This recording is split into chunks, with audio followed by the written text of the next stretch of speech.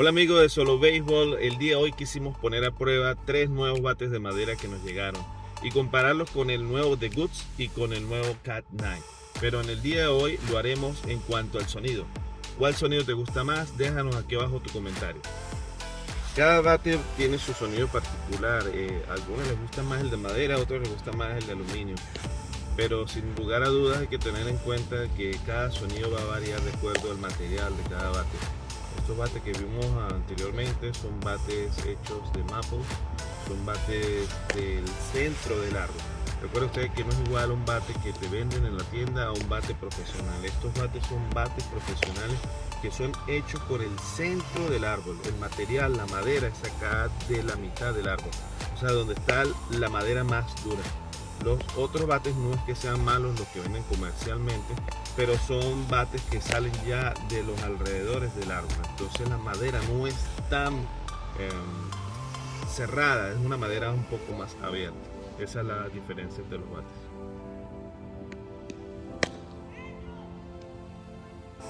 Y bueno, como pueden saber ustedes, hay muchísimos tipos de madera. Está maple, está la madera ash o cenizo, está la madera bambú. Cada uno de ellos es distinto en su contextura. Y cada bate de aluminio es diferente, depende de su construcción, si es una pieza, si es dos piezas, si es un bate que es de carbono o lo que se llama acá composite. Cada bate es un sonido distinto porque cada marca utiliza materiales, aunque son similares, no son los mismos. Así que tú puedes ver la diferencia de un bate Marucci a un bate de Goods en este video.